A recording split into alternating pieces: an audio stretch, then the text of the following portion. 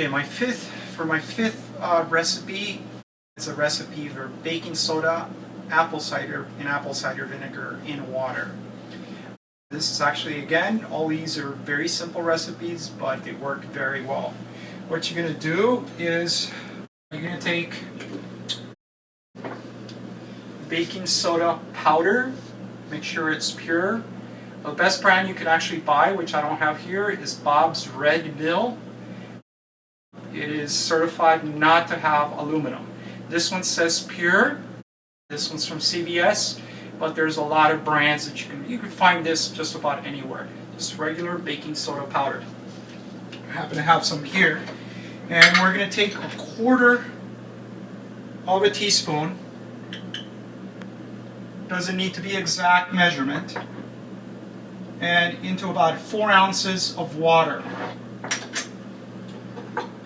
To that, we are going to add 1 tablespoon of apple cider vinegar. Okay, and again, apple cider vinegar that I'm using is Bragg's Organic. And that's basically all. You can actually take this 1 or twice a day, even 3 times a day. There's no ill effects from drinking this. So here we go.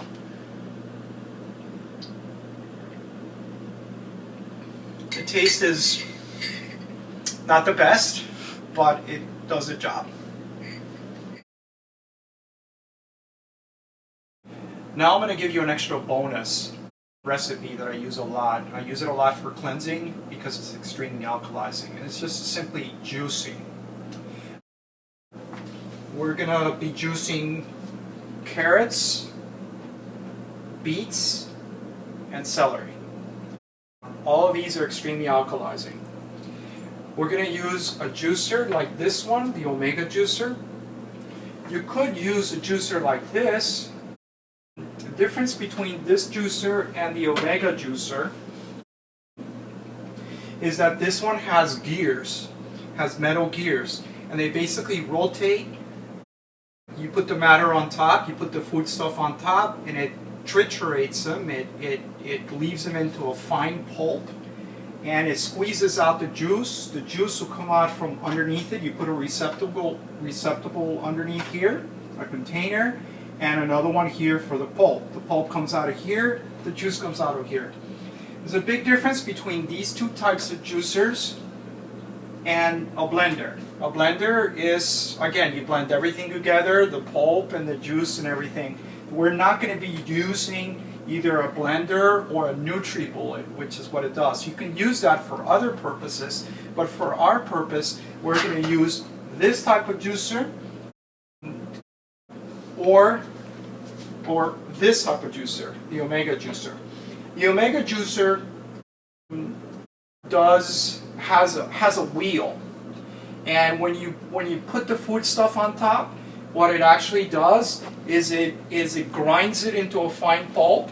There's a metal grating around it, and it pushes the pulp against it, and the juice comes out and goes into the walls of this metal cavity here, and it comes out through here.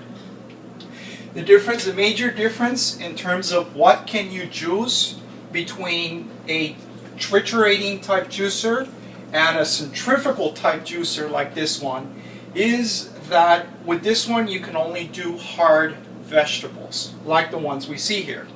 Okay? You cannot do leafy vegetables. With this type of juicer, you can do, in addition to doing hard vegetables, you can actually do leafy vegetables. So you could do spinach, you could do lettuce, kale, whatever you want. So that's the biggest difference between these two juicers. Okay, so let's go ahead and start the process. Or even before that, a big advantage of doing juicing is when you start doing any sort of cleansing, you're lifting up a lot of debris that is stuck in different parts of your body. It could be your intestinal tract, it could be your liver, it could be your gallbladder. And that matter is a lot of times is that debris is very toxic. When you start doing cleansing, it's almost like you're going into a house that you haven't cleaned for a very long time. If you don't have protective gear, you're bound to get sick. So this is basically the mask that we use, or our protection mechanism to help us increase our pH so that we won't get sick. Because when you do any sort of cleansing, the pH drops dramatically, and we want to be able to have the pH high enough so when you do cleansing you won't get sick, and this is one way of doing that. The beets actually help promote bile flow, and so do carrots. The combination of all of them is extremely alkalizing in the body, meaning the pH will go up. So, okay, so let's do some juicing. I'm going to use a receptacle. What I did here, this is my own little nifty thing that I come up with. I was tired of getting all my clothes all dirty when I would do juicing, especially when doing red beets. It tends to splatter quite a bit when it comes out of this nozzle here, when it comes out of this orifice. So what I did is I cut a little piece of 1/2-inch vinyl PVC, and I insert it here, and okay, so it goes in fairly good. Okay, so let's start the process. You're going to see the difference. Pulp is going to stay inside the filtering mechanism here, and the juice will come out of here.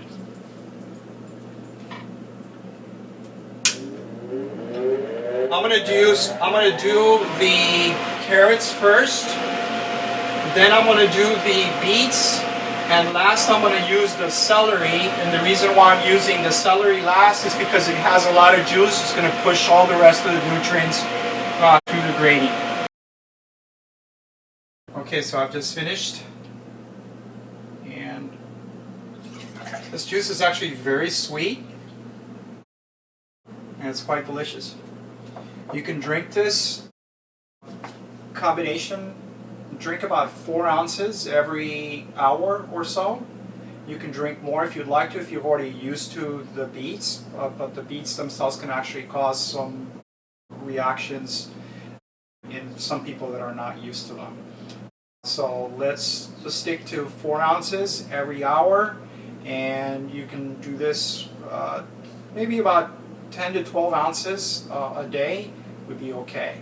When you're doing any sort of cleansing, this is actually very good. When you have say you have colds, this is also very good. Okay. Ah, delicious.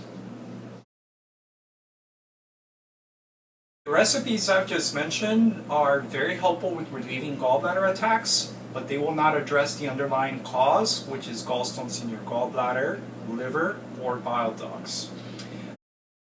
Dietary changes can also help you, but again, the damage has already been done. The gallstones are there, and dietary changes are only help you manage the problem, but they're not going to solve the problem.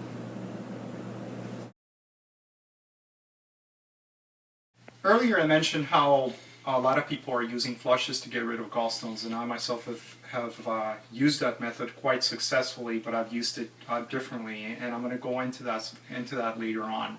But the reason why I've done it differently is because there's certain issues that are not addressed by a simple flush, by the way that most people do the flush. The first issue is you're not preparing the body correctly. If you do not prepare the body correctly, you tend to get sick. Later on, I want to tell you how to do that. Another issue is the amount of time that it actually takes to get rid of all the gallstones.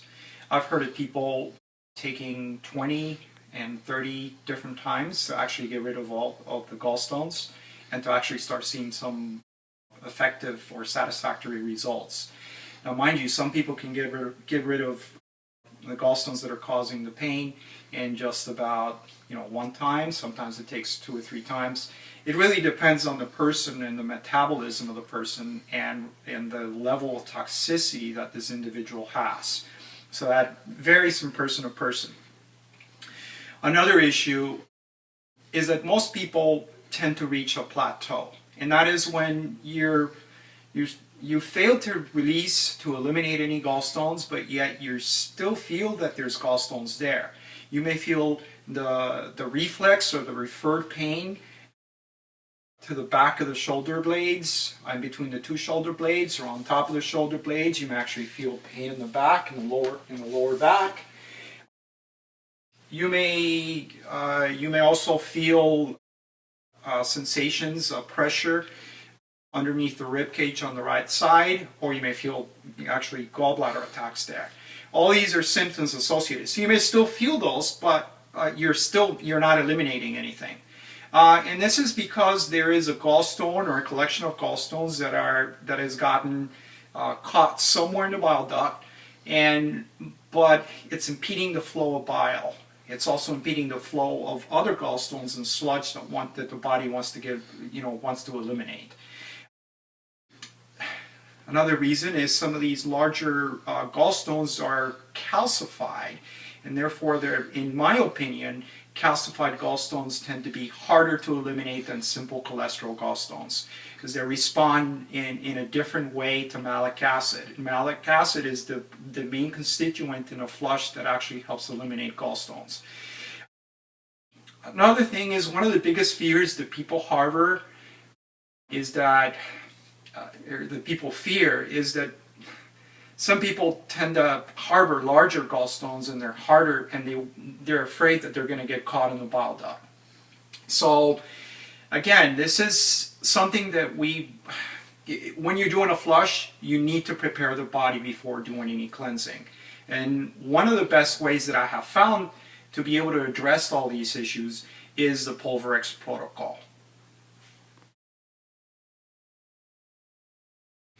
The Pulverexx Protocol is a 30-day program that works in 2 stages. First, it helps to dissolve and break apart gallstones, both types of gallstones, the cholesterol gallstones and the calcified gallstones.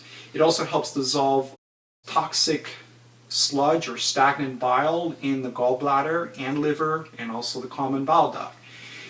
And it also helps to alkalize the body, okay? So it helps to neutralize the toxins that can often cause unwanted secondary reactions. Second, it helps to purge the gallstones, or the gallstones buildup, the ones that are being dissolved, safely without any danger of ever being stuck in the bile ducts. The advantage of this method is, as we're told by actual people, is that doing one of these cleanses, one of these protocols, the Pulverexx Protocol, is the equivalent of actually doing 6 regular flushes. And this is what we're being told by actual users of the program. Plus, the added benefit of that it actually helps to dissolve calcified gallstones that a regular flush will not do. So you are preventing the reactions that occur when doing a regular flush by doing this. So this addresses all the issues that I've mentioned before. I'm going to leave several links at the bottom of this video, and I may add some others. I'm going to leave a link for the actual page where you can find out more information about the Pulverexx Protocol. Plus, I'm also leaving a link where you can find more information on how to do a coffee enema, actually a video and an actual page. So I'm here to help you. My main thing is to actually help you guys. I'm not here to sell you any products. I just want to be able to help you. So feel free to reach me via email, and I will answer any questions that you have. Thank you.